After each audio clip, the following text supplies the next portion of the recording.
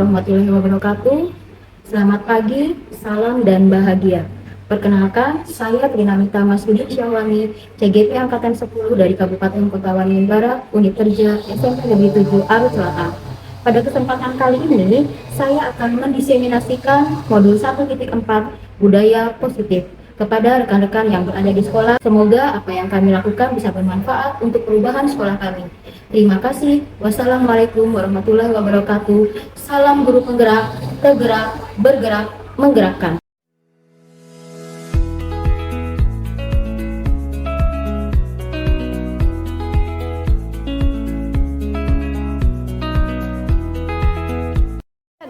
Assalamualaikum warahmatullahi wabarakatuh. Selamat siang ibu-ibu hebat. Salam dan bahagia untuk kita semua. Perkenalkan, saya Trinamita Masudin Syahwani, CGP Angkatan 10 dari Kabupaten Kota Waringin Barat, Unit Kerja SMP Negeri 7 Arus Selatan. Pertama-tama yang terhormat Ibu Kepala Sekolah, rekan-rekan guru yang sudah mendukung kegiatan kami. Marilah kita panjatkan puji dan syukur kehadirat Tuhan Yang Maha Esa karena siang ini kita masih diberikan kesempatan untuk berkumpul di ruangan kita dalam rangka diseminasi modul 1.4 yang berjudul Budaya Positif. Diseminasi ini kami lakukan dengan tujuan sebagai aksi nyata untuk kegiatan kami calon guru penggerak di Angkatan 10. Biar tidak tegang, sebelum kita ke materi, ya betul sekali, saya mau sedikit menggerakkan otak, menggerakkan badan biar tidak tegang, ya.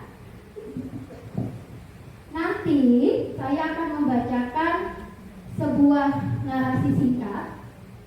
Apabila saya menyebutkan kata sapi, maka ibu-ibu ya, maka ibu-ibu harus memegang telunjuk tangan teman ibu.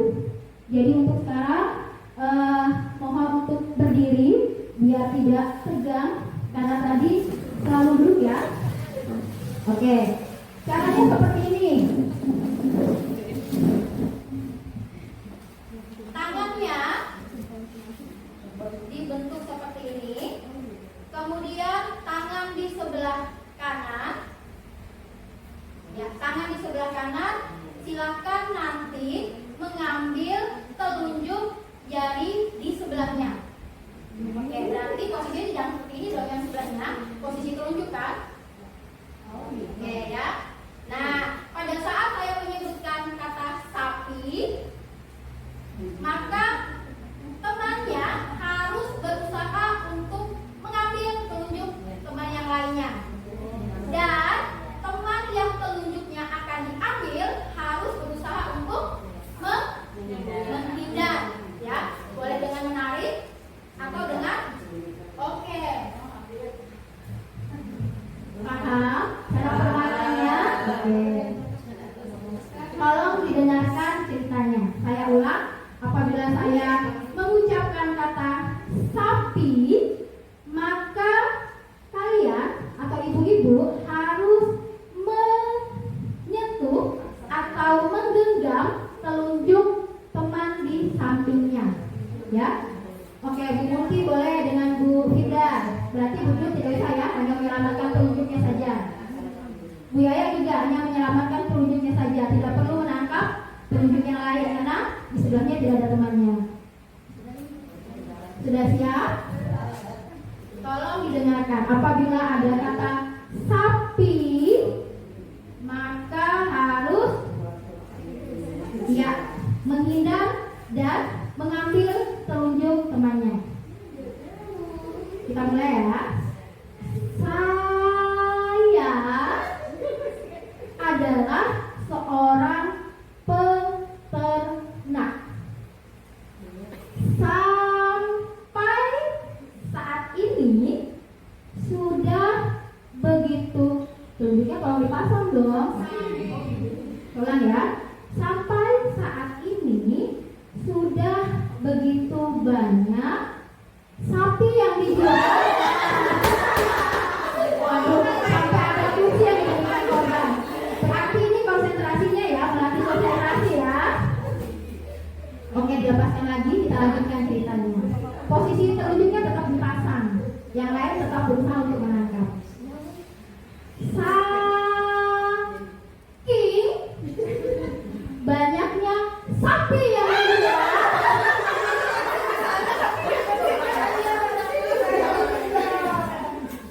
Kita lanjutkan. Sedikit lagi ceritanya akan berakhir. Berarti konsentrasinya tolong dilatih kembali. Saking banyaknya sapi yang dijual. Ini kan pengulangan saking banyaknya sapi yang dijual, sapi di kandang. Sapinya berbeda, Bu Yeni. Konsentrasi tinggi ya. Bu Yeni. Soalnya kunjungnya nggak dipasang ya, makanya nggak bisa ditangkap. Oke. Bisa kita lanjut. Saking banyaknya sapi yang dijual, sapi di kandang.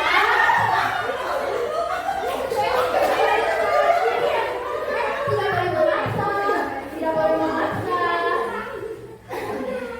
Oke, sedikit lagi. Saat ini, saking banyaknya sapi yang dijual, sapi di kandang saya berjumlah puluhan. Saat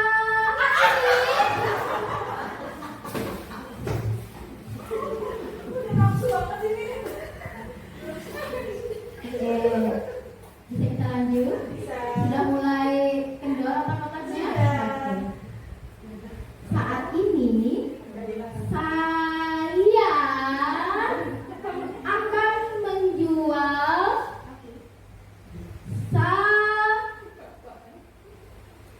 sapi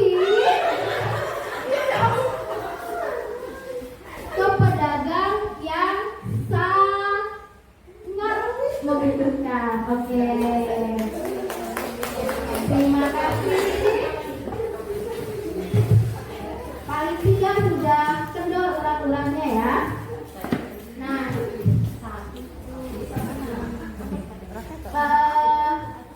sekarang kita ke materi yang akan saya sampaikan. Di sini saya berdiri bukan karena saya pintar ya, bukan karena saya hebat, tapi kita berbagi ilmu yang saya peroleh selama mengikuti pendidikan calon guru penggerak angkatan 10. Dan sepertinya ini sangat bermanfaat dalam rangka mengembangkan sekolah kita.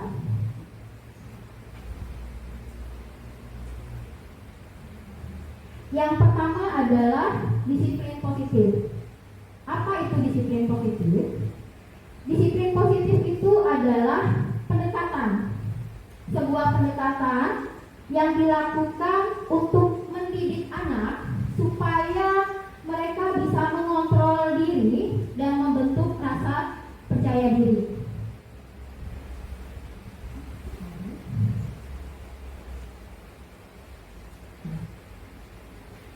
Disiplin positif akan terbentuk, akan menjadi pembiasaan di sekolah apabila kebutuhan dasar mereka semua terpenuhi. Bila kita amati anak-anak yang bermasalah di sekolah kita, rata-rata sebagian besar karena ada sesuatu yang tidak terpenuhi dari keinginan mereka, ya. Makanya mereka melakukan hal yang menurut mereka itu baik, padahal sebenarnya itu melanggar keyakinan yang ada di sekolah atau keyakinan yang ada di kelas. Apa itu kebutuhan dasar? Kebutuhan dasar manusia itu adalah segala sesuatu yang kita lakukan untuk mendapatkan apa yang kita inginkan. Seluruh tindakan yang kita lakukan memiliki tujuan tertentu dan semua usaha terbaik yang kita lakukan agar kebutuhan dasar kita terpenuhi dengan baik. Makanya kembali lagi, Anak-anak yang melakukan sesuatu yang luar biasa itu karena kebutuhan dasar mereka yang tidak terpenuhi. Apa saja yang menjadi kebutuhan dasar manusia, ya? Dalam hal ini sebenarnya bukan hanya murid, ya. Kita pun sebagai guru, apabila kebutuhan dasar kita tidak terpenuhi, kita pasti akan melakukan hal-hal yang menurut kita baik, tetapi sebenarnya itu merugikan orang lain.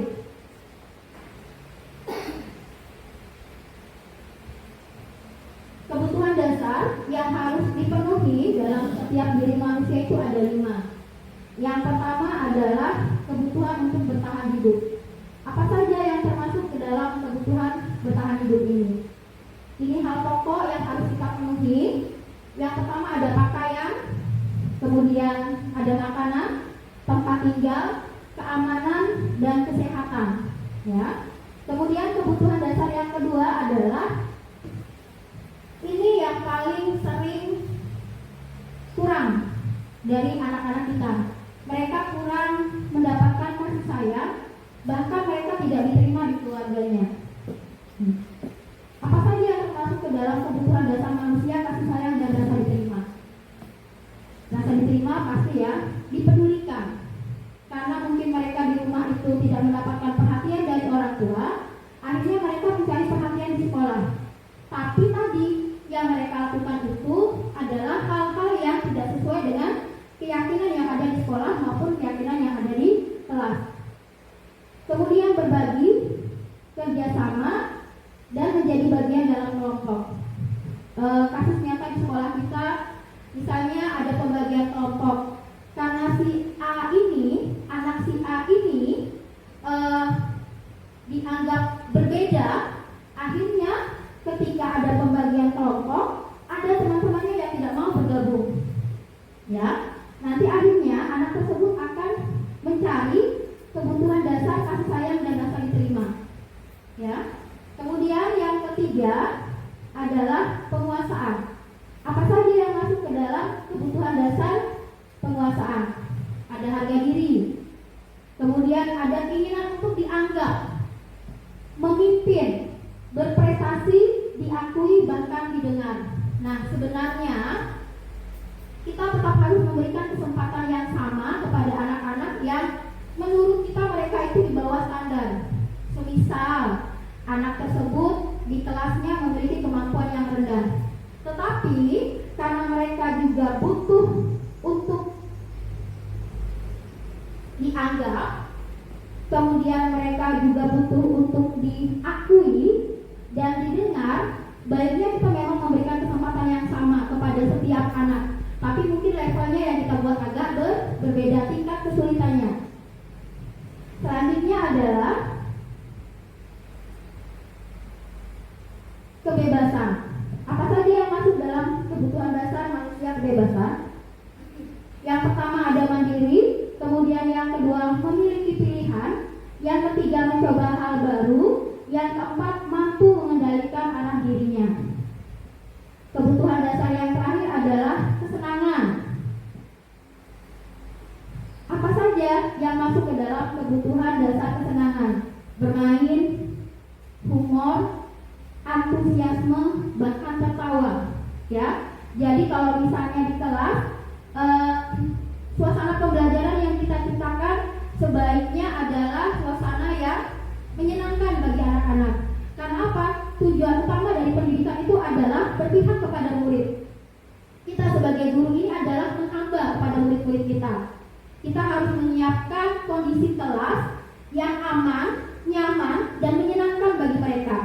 Mungkin dengan cara diferensiasi, mungkin dengan cara memperhatikan mereka dengan lebih, walaupun mereka mempunyai kekurangan dalam hal pemikiran. Selanjutnya, nah, ini ada sebuah kasus tentang kebutuhan dasar. Ini terjadinya pada murid. Ini saya andaikan diri saya sendiri, ya.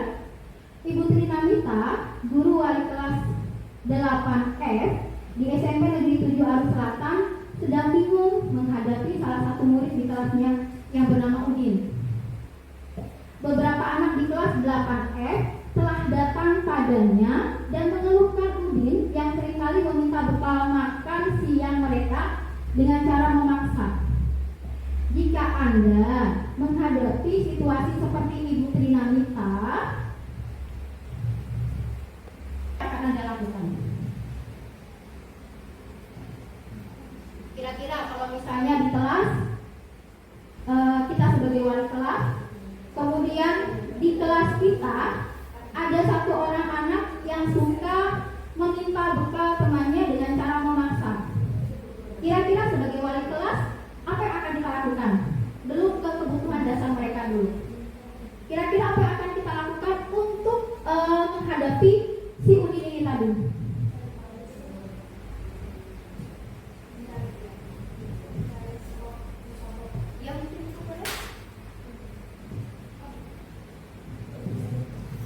Boleh berdiri, Ibu?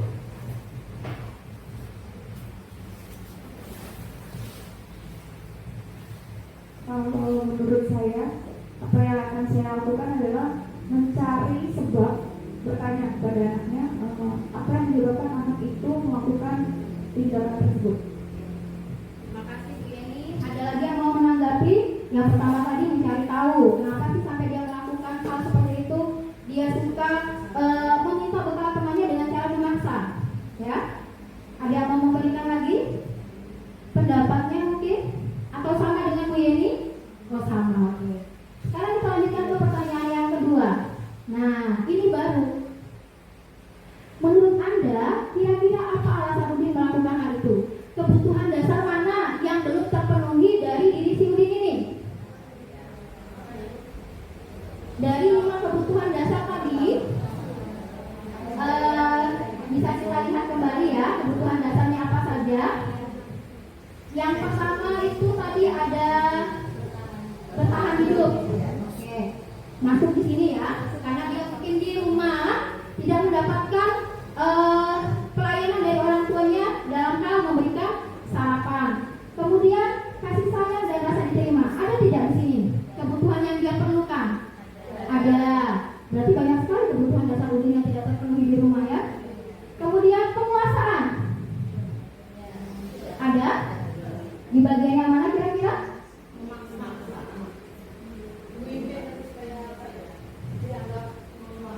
Oh, dianggap menguasai. Baik. Terima kasih Bu. Kebebasan? Mungkin tidak ya. Itu bukan pencobaan baru karena dia hampir setiap hari melakukan pemaksaan meminta makanan kepada temannya. Oh, mampu oh ya, oke, baik, terima kasih Bu Yaya. Mampu mengendalikan arah dirinya ya. Dia belum mampu untuk mengendalikan dirinya untuk tidak boleh meminta bekal. Tapi tadi dia dengan cara memaksa. Kemudian kesenangan tidak termasuk ya. Ya, dari kasus yang sudah dialami Ibu Trinamita, ternyata si Udin ini memerlukan masih kurang kebutuhan dasar ada 4 ya, begitu banyak sekali. Ini baru terjadi pada si Udin, belum lagi si Udin B, C, D dan lainnya. Apalagi jumlah murid di sekolah kita sekitar lebih kurang 600 orang. Berarti ada beribu-ribu kebutuhan dasar yang belum terpenuhi dari masing-masing anak. Makanya tugas kita sebagai guru minimal kita bisa mengurangi kebutuhan dasar mereka. Kalau misalnya mereka tadi perlunya 4 kebutuhan dasar yang harus kita penuhi, paling tidak di sekolah kita bisa mengurangilah kebutuhan dasar mereka menjadi 2. Mungkin dengan cara apa? Dengan cara memperhatikan, atau mungkin di kelas ada program berbagi. Jadi teman yang tidak membawa bekal boleh dibagi, atau teman yang membawa bekal boleh membagikan bekalnya kepada teman yang tidak membawa. Mungkin itu bisa diprogramkan supaya tadi kebutuhan dasarnya agak terpenuhi di sekolah.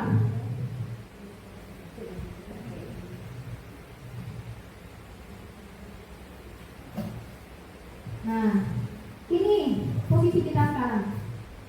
Posisi kontrol seorang guru, ya. Kita menjadi tulang punggung atau tombak utama di sekolah, ya. Tadi kita harus menjadi menjadi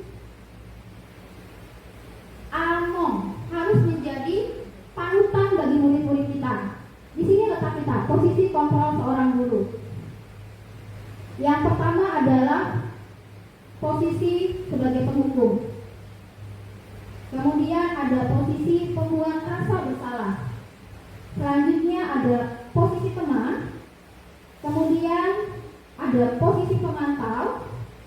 Dan yang terakhir adalah posisi manajer. Dari kelima posisi ini, semua guru diharapkan nantinya akan menjadi seorang manajer di kelas ataupun di sekolahnya. Karena posisi kontrol ini adalah posisi yang paling baik dalam menghadapi anak-anak yang sedang berkasus. Kenapa dikatakan baik?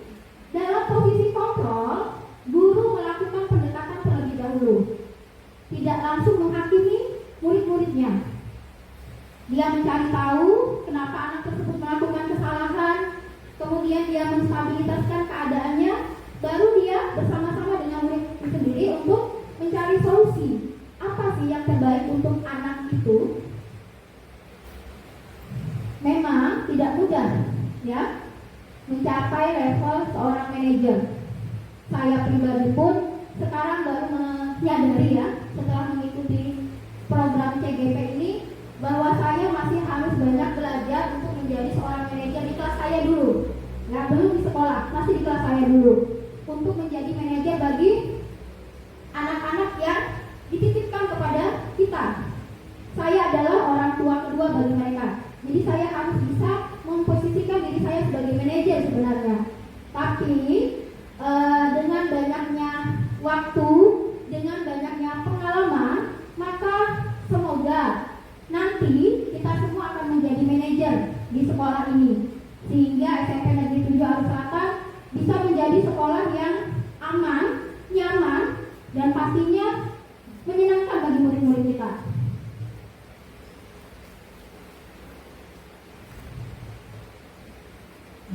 Biasanya pada posisi penghukum selalu memberikan hukuman berupa fisik maupun verbal. Apa itu fisik? Anak yang datang terlambat misalnya di depan, sudah terlambat 15 menit, guru piket akan menyuruh menyapu, ya. Padahal kalau kita kaitkan antara menyapu dengan anak yang terlambat, ada hubungannya tidak? Tidak ada, ya. Kemudian yang lebih parahnya lagi, hukuman fisik yang diberikan. Dia itu datang terlambat, tapi disuruh apa? Lari. Berapa putaran? 3 putaran, karena kamu terlambat 15 menit. 5 menit 1 putaran, jadi karena 15 menit 3 putaran. Anaknya nanti belum sarapan, pingsan, kebutuhan dasarnya bertambah lagi yang belum kita penuhi, ya. Kemudian berikutnya adalah hukuman verbal. Verbal ini berupa kata-kata. Kadang kita menyebut anak yang tadi unik, yang luar biasa, dengan kata-kata yang menurut kita itu biasa saja. Tapi ternyata karena si anak ini adalah tipikal sensitif, dia akan langsung mengena. Contoh, kamu ini segitu aja nggak bisa, bodoh kali kamu. Padahal kan maksud kita bercanda, ya. Tapi karena yang kita sampaikan tersebut tipikalnya tadi perasa, sensitif, di rumah tidak diperhatikan, di rumah dikucilkan, di kelas juga sama perlakuannya. Akhirnya apa yang kita anggap biasa tersebut akan melekat di otaknya. Ini adalah hukuman yang berupa verbal. Walaupun hanya kata-kata, tapi biasanya kata-kata itu lebih melekat di hati, akan teringat lama sekali, ya. Jadi mulai sekarang, marilah kita lebih menjaga lisan kita terhadap anak-anak kita yang luar biasa ini. Nah, orang-orang yang menjalankan posisi penghukum senantiasa mengatakan bahwa sekolah memerlukan sistem atau alat yang dapat lebih menekan murid-murid lebih dalam lagi. Guru seperti ini senantiasa percaya hanya ada satu cara berhasil, yaitu cara dia, ya tadi, menggunakan hukuman fisik, menggunakan hukuman verbal yang menurut dia baik, ya, tapi menurut orang lain belum tentu. Kemudian posisi kontrol selanjutnya adalah membuat rasa bersalah. Pembuat rasa bersalah ini biasanya orangnya itu menggunakan kata-kata yang halus, menggunakan kata-kata yang kalem, tapi kata-katanya tersebut membuat si pelaku merasa bersalah. Misalnya, nanti saja contohnya ya, kita akan contoh, kita jelaskan dulu. Pembuat rasa bersalah akan menggunakan keheningan yang membuat orang lain merasa tidak nyaman, merasa bersalah, bahkan rendah diri. Di posisi ini, murid akan memiliki penilaian diri yang buruk tentang dirinya. Jadi apa yang kita lakukan ini malah akan membuat murid merasa rendah diri, tidak berharga. Oh, saya sudah mengecewakan orang lain. Ya. Berikutnya, teman. Biasanya posisi teman ini masih sering kita lakukan. Kita menganggap, oh saya harus menganggap murid-murid itu sebagai teman saya. Padahal ini adalah posisi kontrol yang masih kurang tepat. Guru pada posisi ini tidak akan menyakiti muridnya. Karena apa? Dia akan menganggap muridnya sebagai teman. Dia akan berusaha untuk menyenangkan muridnya tersebut. Namun, apa yang dilakukan guru ini kadang bisa berdampak negatif. Selain pasti ada positifnya ya, ada juga dampak negatifnya. Positif di sini berupa hubungan yang baik yang terjalin antara guru dan murid. Guru di posisi teman menggunakan hubungan baik dan humor untuk mempengaruhi seseorang. Berikutnya posisi kontrol yang keempat, pemantau. Pemantau ini sama seperti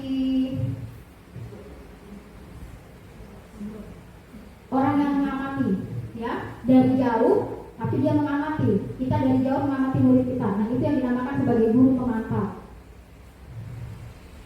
Nah, memantau berarti mengawasi. Pada saat kita mengawasi, kita bertanggung jawab atas perilaku orang-orang yang kita awasi. Posisi pemantau berdasarkan pada peraturan-peraturan dan konsekuensi. Dengan menggunakan sanksi atau konsekuensi, kita dapat memisahkan hubungan pribadi kita dengan murid sebagai seseorang yang menjalankan posisi pemantau. Seorang pemantau sangat mengandalkan perhitungan, catatan, data yang dapat digunakan sebagai bukti atau perilaku seseorang. Biasanya kalau misalnya kita di kelas ada pakai stiker, slip catatan, atau daftar cek, ya, mungkin kita mencatat murid ini berapa kali tidak mengerjakan tugas, murid ini berapa kali berbicara ketika saya sedang mengajar, murid ini berapa kali sudah terlambat. Nah, pemantau biasanya menggunakan data-data tersebut. Selanjutnya, ini posisi yang paling ideal adalah posisi manajer. Pada posisi manajer ini, guru berbuat sesuatu bersama dengan murid. Jadi, guru mengajak muridnya untuk melakukan sesuatu. Sebagai contoh, misalnya muridnya melakukan kesalahan, maka guru mendekati, bukan menghakimi. Dia mengajak, ya, mempersilahkan murid mempertanggungjawabkan perilakunya. Dia memberikan sendiri pilihan apa yang akan dilakukan si murid terhadap kesalahan yang sudah dilakukannya. Jadi bukan guru yang menentukan, kamu harus begini, kamu harus beli dasi karena kamu tidak lengkap tadi.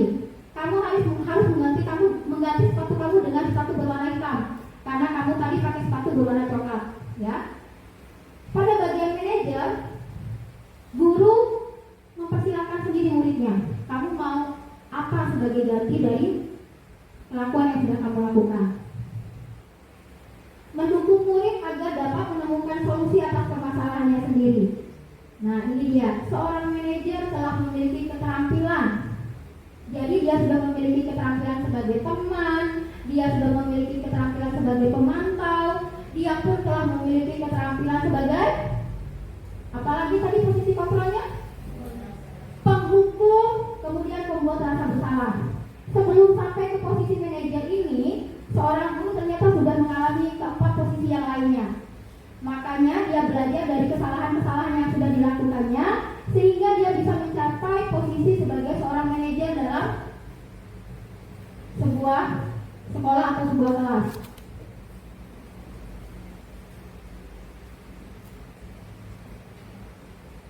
Nah, ini ada kasus beberapa anak yang telah datang ke sekolah dengan alasan bangun kesiangan. Ini adalah masalah yang hampir setiap hari terjadi di sekolah kita.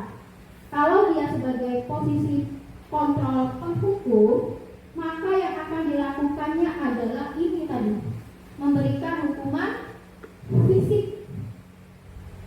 Sekarang kamu lari keliling lapangan sebanyak 1 kali putaran. Sekarang kita lihat yang posisi kontrol sebagai pembuat rasa bersalah. Kira-kira apa yang dilakukannya? Yang dilakukannya adalah dengan mengatakan, berapa kali Ibu sampaikan, jangan datang sering terlambat. Kenapa kamu selalu mengecewakan Ibu? Kata-katanya sopan, tapi isinya menyakitkan si murid tersebut. Kemudian posisi kontrol yang ketiga adalah teman. Ayo dong, ikuti aturan sekolah. Tolong bantu Ibu ya. Kamu mau Ibu dipanggil kepala sekolah gara-gara kasus ini? Ini yang terakhir ya. Jadi dia menganggap si pembuat rasa bersalah itu adalah temannya. Dia seperti ngobrol dengan temannya. Sedangkan posisi pemantau, kamu sudah melanggar aturan sekolah. Kamu tahu konsekuensinya? Besok kamu jangan datang terlambat lagi. Sebenarnya antara pemantau dengan manajer ini sudah hampir sama levelnya ya. Tapi yang bagian pemantau ini ada konsekuensi yang diberikan. Sedangkan pada level manajer,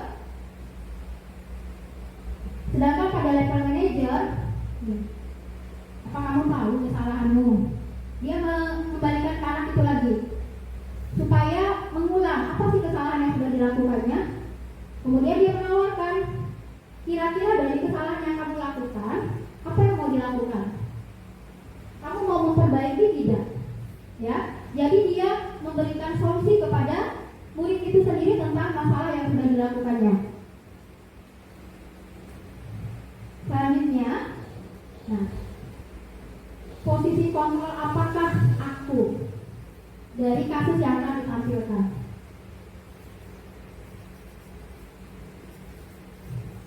Ibu sangat kecewa sekali dengan kamu. Membuat rasa bersalah. Mari kita cek sama-sama.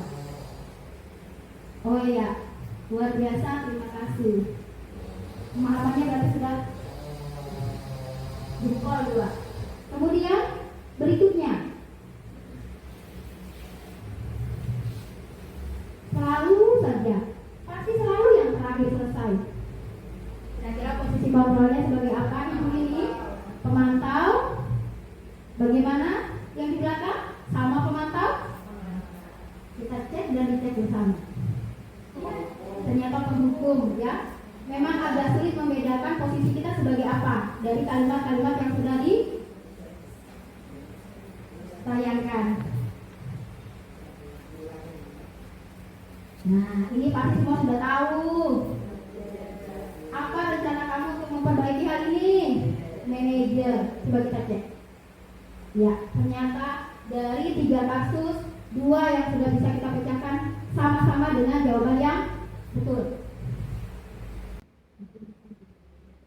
Mari kita lanjutkan ke berikutnya. Oke, ini dia. Bisa jadi dalam praktik penerapan disiplin sehari-hari, kita akan kembali ke posisi teman atau pemantau karena murid yang ditangani belum siap diajak berdiskusi atau diundang melakukan restitusi. Namun, perlu disadari tujuan akhir dari 5 posisi kontrol seorang guru itu adalah pencapaian posisi manajer, di mana di posisi inilah murid dapat menjadi pribadi yang mandiri, merdeka, dan bertanggung jawab atas segala perilaku dan sikapnya yang pada akhirnya nanti akan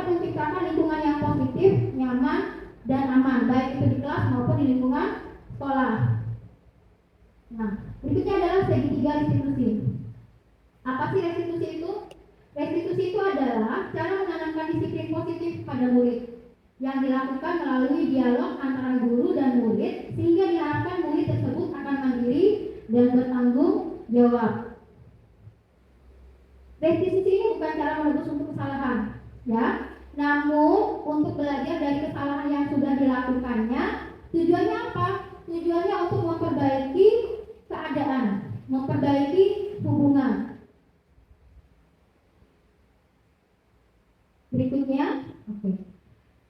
Dalam sebuah segitiga restitusi ada tahapan yang ketika kita menerapkannya tidak boleh dibolak-balik, ya. Ini harus dilakukan secara berurutan. Yang pertama dimulai dari menstabilkan identitas terlebih dahulu, ya. Ini cara yang pertama dilakukan ketika kita melakukan segitiga restitusi. Kemudian yang kedua adalah validasi tindakan yang salah. Yang terakhir tahapannya adalah menanyakan keyakinan.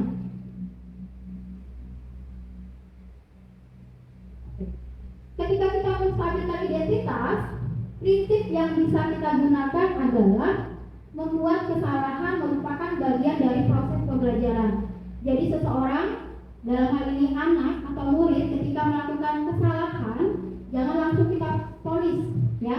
Tapi kita anggap itu sebagai sebuah proses pembelajaran untuk anak tersebut menjadi lebih baik lagi. Nah, ini kata-kata yang bisa kita gunakan ketika kita melakukan tahapan menstabilkan identitas. Berbuat salah itu tidak apa-apa. Kemudian kata-kata yang kedua, tidak ada manusia yang sempurna. Atau ibu pun juga pernah melakukan kesalahan, ya. Berikutnya, ibu tidak ingin mencari siapa yang salah. Ibu hanya ingin mencari solusi untuk permasalahan ini. Langkah yang kedua atau tahapan yang kedua adalah validasi tindakan yang salah. Prinsip yang kita gunakan adalah setiap perilaku berupaya untuk memenuhi kebutuhan dasarnya tadi. Berarti kembali ke kebutuhan dasar manusia. Ada yang tidak dipenuhi, akhirnya mereka membuat kesalahan. Apa yang bisa kita katakan pada saat tahapan ini? Kamu pasti punya alasan mengapa melakukan hal itu, sehingga diharapkan anak tersebut bisa menceritakan alasan kenapa dia bisa berbuat salah. Kemudian yang kedua, kamu patut bangga pada dirimu sendiri karena kamu telah melindungi sesuatu yang penting buatmu. Tahapan yang ketiga adalah menanyakan keyakinan. Nah, ini akan bisa kita lakukan apabila kita sudah mempunyai keyakinan kelas, ya. Karena nanti akan dikembalikan ke keyakinan yang sudah disepakati bersama. Nah, keyakinan kelas, menanyakan keyakinan ini diharapkan keluarnya dari motivasi secara intrinsik. Berarti dari dalam diri anak itu sendiri. Apa yang bisa kita lakukan? Apa nilai-nilai yang telah kita sepakati bersama? Berarti sebelumnya mereka di kelas sudah membuat kesepakatan kelas. Kemudian yang kedua, apakah kamu ingin menjadi orang yang sukses? Berikutnya adalah keyakinan kelas. Keyakinan kelas itu adalah pernyataan nilai kebajikan positif yang mudah diingat, dipahami, dan diterapkan dalam lingkungan kelas. Sebenarnya ada juga keyakinan sekolah, ya. Berarti ini ruang lingkupnya lebih besar lagi. Keyakinannya, kesepakatannya dibuat dengan ruang lingkup yang lebih besar. Berarti guru-guru semua ikut terlibat di dalamnya. Kalau keyakinan kelas berarti hanya antara wali kelas dengan murid-murid yang ada di dalamnya, atau guru, ya, guru yang mengajar dengan murid-murid yang diajarinya. Guru mempunyai peran dalam mewujudkan terbentuknya keyakinan kelas dengan membuatkan kesepakatan bersama murid. Berarti ini bukan kehendak dari guru. Makanya ada istilah peraturan kelas, kemudian ada kesepakatan kelas dan keyakinan kelas. Kenapa sekarang itu digunakan kata keyakinan kelas? Karena keyakinan kelas ini dasarnya dari kesepakatan yang sudah dibuat bersama. Sedangkan kalau peraturan itu lebih condong dominan gurunya yang membuat aturan di kelas tersebut, ya. Makanya lebih digunakan istilah keyakinan kelas.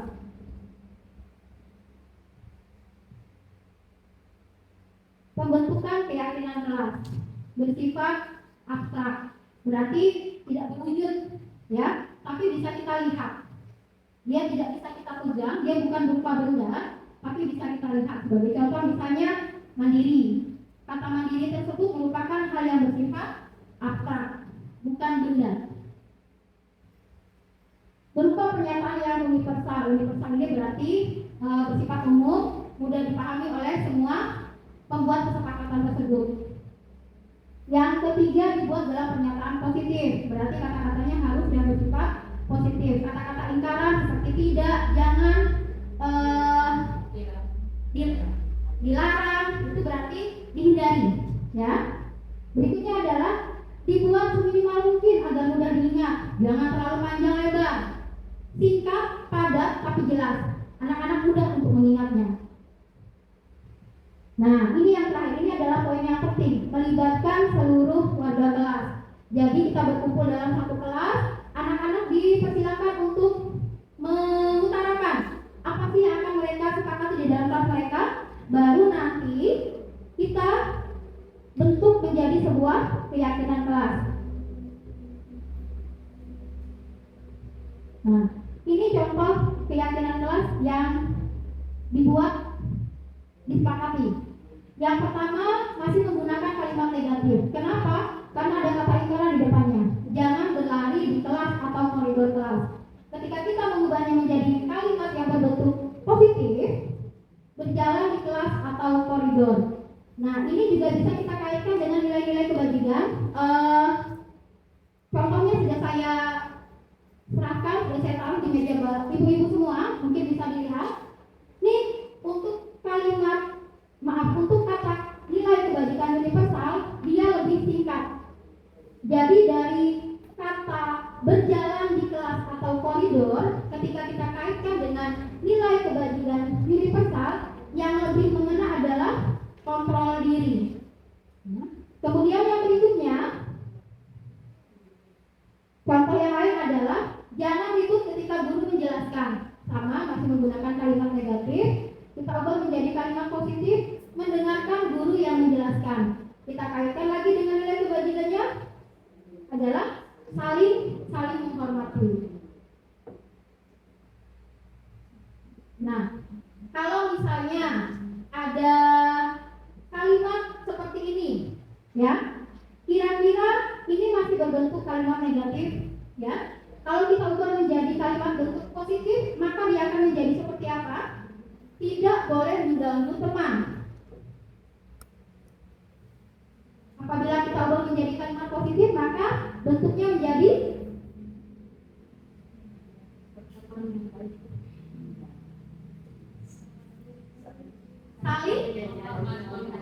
saling menghargai. Itu nanti akan ke nilai kebajikannya. Kita coba ini dulu. Tidak mengganggu teman, saling menyayangi. Oke, kemudian nilai kebajikan yang paling tepat, kalau tidak boleh mengganggu teman, iya, menghormati. Berikutnya, jangan terlambat apabila jadwal tiket kelas. Datang tepat waktu. Nilai kebajikannya disiplin. Contoh berikutnya, tidak boleh mengambil barang teman tanpa izin.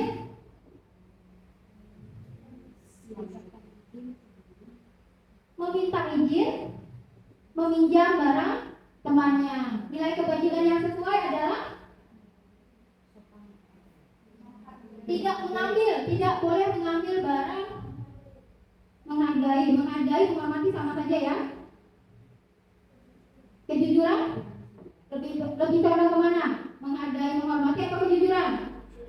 Tidak boleh mengambil barang teman tanpa izin. Berarti lebih ke kejujuran, nilai kebajikan yang diharapkan.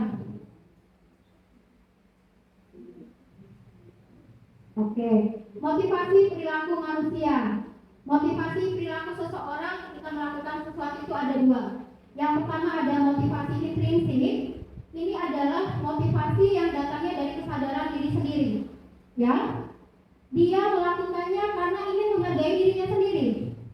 Sedangkan apabila dia merupakan motivasi ekstrinsik, ini adalah motivasi yang datangnya dari luar.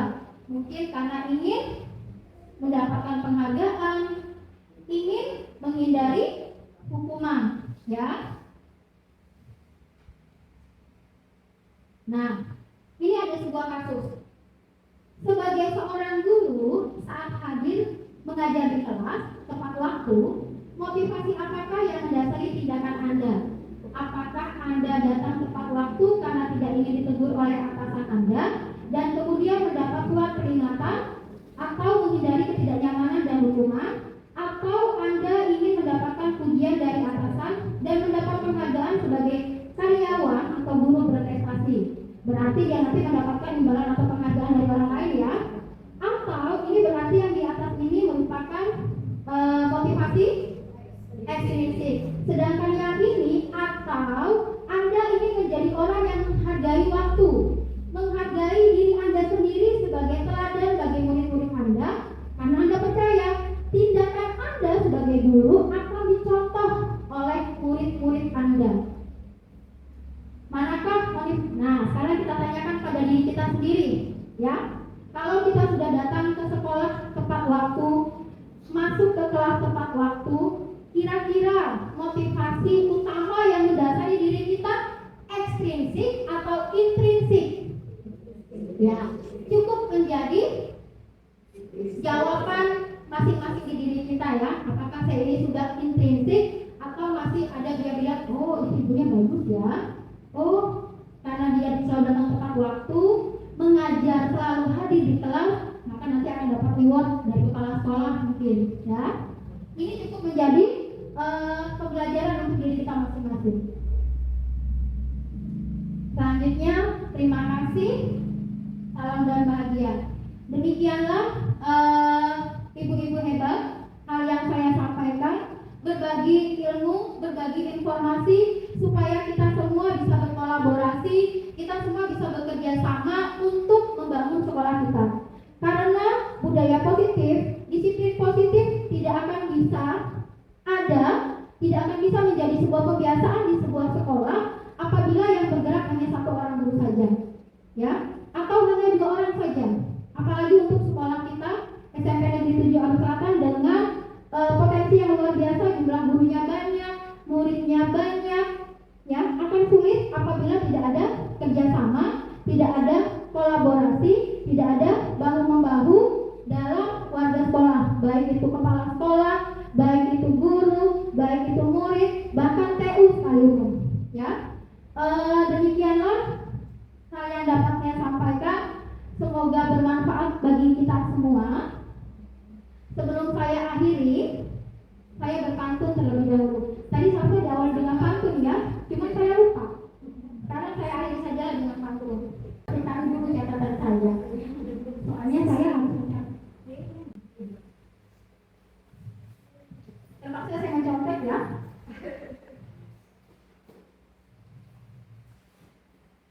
Ini penambah semangat kita. Malam ini malam Jumat. Cakep. Semangat. Saya ulang, ya. Malam ini malam Jumat. Cakep. Kumpul di rumah bersama keluarga. Cakep. Terima kasih kepada ibu-ibu hebat. Semoga materi bermanfaat untuk kita semua. Terima kasih, saya akhiri. Wassalamualaikum warahmatullahi wabarakatuh. Salam dan bahagia.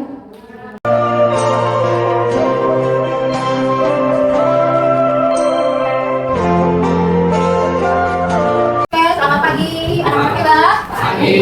Gimana belajar hari ini? Baik. Alhamdulillah. Udah sarapan? Udah. Ada belum? Belum. Nah, pagi siapa belum sarapan? Oke, pagi ini kita bersama akan membuat kesepakatan kelas yang akan kita jalankan di kelas kita 8M. Ya, kesepakatan ini nantinya akan mengikat kalian semua. Kesepakatan silakan kalian buat menurut kemauan kalian, menurut keinginan kalian. Ibu tidak akan ikut campur dengan kesepakatan kelas yang akan kita buat bersama-sama. Ya, jadi nantinya apabila kalian ada yang melanggar kesepakatan kelas kita, Ibu akan menyerahkan sendiri ke kalian apa konsekuensi atas kesalahan yang sudah kalian lakukan terhadap pelanggaran keyakinan di kelas 8M. Nah, sekarang masing-masing anak silakan menuliskan hal apa yang ingin dibuat di kelas ini sehingga akan menjadi kesepakatan kita bersama. Ya, satu anak cukup menuliskan satu saja di sticky note yang sudah Ibu bagikan. Silakan dituliskan. Bagi yang sudah menuliskan, silakan langsung ditempelkan di papan tulis. Ya, oke. Ibu beri waktu 3 menit untuk memikirkan kira-kira apa sih kesepakatan yang mau kalian buat. Silakan yang sudah monggo ditempelkan di papan tulis. Nanti akan kita kategorikan mana yang kesepakatan kelasnya sama. Kalau bisa sesuai dengan pikiran aturan ya, jangan mempengaruhi teman, atau jangan ngajak teman yang tadi aja dulu. Saya maunya seperti ini loh, pas dapat itu seperti ini loh maunya. Oke, silakan yang sudah boleh mengumpulkan kesepakatan yang sudah dibuatnya atas dasar kesadaran pribadi, tidak ada campur tangan dari Ibu, tidak ada intervensi dari Ibu ya. Jadi kalian silakan membuat apapun yang mau kalian tuliskan untuk jadi kesepakatan kelas di 8M.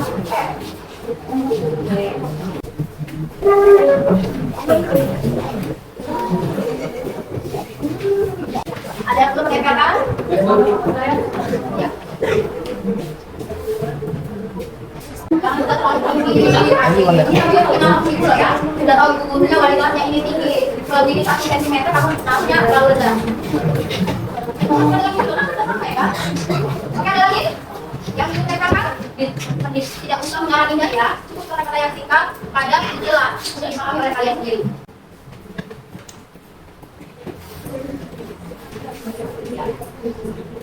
Nah, sekarang semua sudah menempelkan sticky note-nya?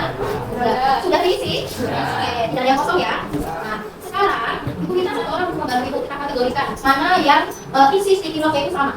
Ada yang mau membantu Ibu di sini? Silakan. Oke, ya. Kita mulai dari yang sebelah kanan dulu. Oke, kita mulai dari sebelah kanan. Yang pertama ada? Oke, yang ketiga. Silakan baca lagi, mana yang sama? Oke, beda. Kita kategorikan yang sama ya. Oke, banyak sekali kalau saya mau dua. Ada dua yang sama dengan lagi ininya. Buang sampah pada tempatnya. Tidak boleh rasis terhadap teman. Tidak boleh rasis terhadap teman. Berarti rata-rata hubungan dengan usia kelas ya. Tapi di dalam kelas, kenapa ada pada bermain bola? Berarti masuk ke bagian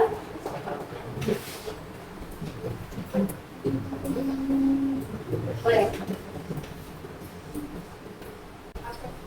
Berarti masuk ke aktivitas berhubungan dengan usia ya. Ya, datanglah lebih awal saat jadwal karena berdasarkan hubungan tugas yang diberikan oleh guru yang berhalangan hadir. Menggunakan barang teman dapat denda menggunakan barang teman saat masuk.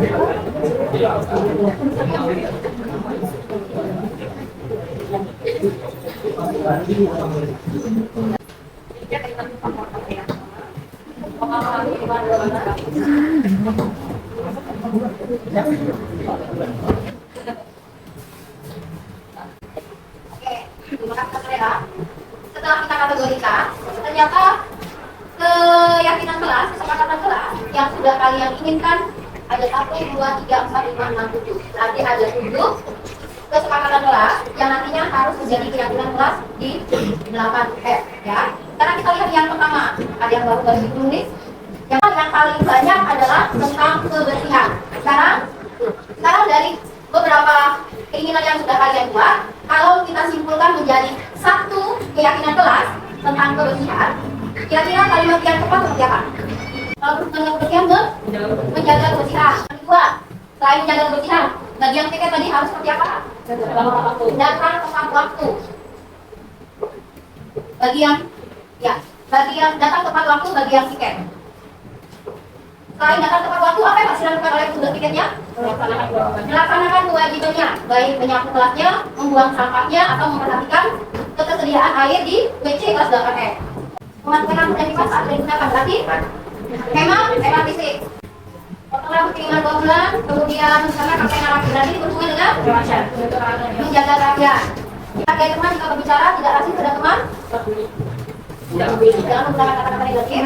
Menghargai teman. Oke, dan gue sampai sini. Kita simpulkan ya. Pertemanannya tetap terjaga dengan erat. Kemudian tidak mengambil barang teman. Dalam satu kelas kompak. Berarti apa? Kesepakatan kelasnya. Menjaga kekompakan kelas. Tertib saat waktu pelajaran dimulai, berdoa sebelum dan sesudah belajar. Berarti kalimat keyakinan kelasnya, kesepakatan kelasnya. Tertib waktu pelajaran, berdoa sebelum dan sesudah belajar. Kalau kita rapuh, maka yang ini itu siapa? Pada saat pelajaran, ketika guru lagi menjelaskan, dari kata menggunakan tertib di dalam kelas. Oke. Di dalam kelas, mengerjakan dan mengumpulkan tugas yang diberikan oleh guru yang berhalangan hadir. Harus mengerjakan tugas ketika gurunya berhalangan hadir. Nanti bertanggung jawab dan ada tugas. Bertanggung jawab dan ada tugas. Nah, ini adalah 9 keyakinan kelas yang sudah kalian buat atas dasar keinginan kalian sendiri. Tidak ada intervensi dari ibu, tidak ada paksaan dari ibu. Ya, ini adalah kemauan kalian sendiri. Ada 9 hal yang ingin kalian buat dan lakukan di dalam kelas 8F. Nanti ibu minta tolong sekretaris untuk membuatnya, boleh dalam bentuk kapal, boleh dalam bentuk poster. Nanti akan kita tempel di kelas kita. Jadi setiap hari semua anggota kelas 8F bisa membacanya, bisa melaksanakannya. Semua sepakat dengan keyakinan kelas 8F. Oke, berarti hari ini kita ketok palu ada 9 keyakinan kelas di 8F. Nah, kita tahu kita semua. Kelas 8F sudah sangat luar biasa sekali. Kita sudah bersama-sama membuat keyakinan kelas yang akan kita yakini bersama-sama di kelas 8F. Ucapkan terima kasih. Selamat pagi. Semoga kita semua sehat dan kelas kita depannya selalu menjadi kelas yang lebih baik dan lebih baik lagi. Terima kasih. Wassalamualaikum warahmatullahi wabarakatuh.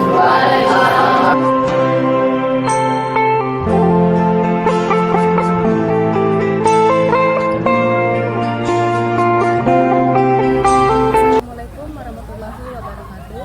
Perkenalkan, nama saya Kaskarya dari kelas 8F. Menurut saya, Ibu Trinamita sebagai wali kelas kami kelas 8F sudah menjalankan segitiga restitusinya dalam mengatasi kami yang bermasalah di kelas.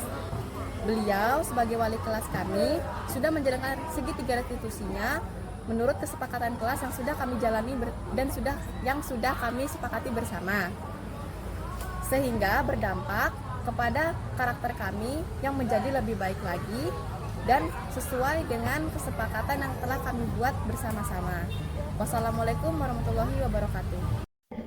Assalamualaikum warahmatullahi wabarakatuh. Saya Bisa Suafi, selaku Kepala Sekolah SMP Negeri Jakarta Selatan, sangat mendukung dengan adanya pengimbasan oleh CGP, yaitu dari Bu Tinamita dan Bu Ronoli. Jadi kedua ini adalah CGP Angkatan 10 telah melakukan aksi nyata, yaitu berupa kegiatan disiplin positif yang sangat bermanfaat untuk satuan pendidikan, dan ini sudah diibaskan kepada guru-guru di SMP 7 Arus Selatan, dan hasilnya mudah-mudahan sangat bermanfaat untuk budaya positif di SMP 7 Negeri Arus Selatan.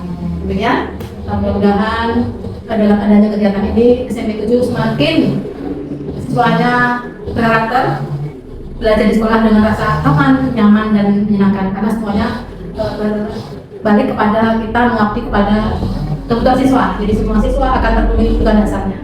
Ya, yang bisa saya sampaikan. Terima kasih. Assalamualaikum warahmatullahi wabarakatuh.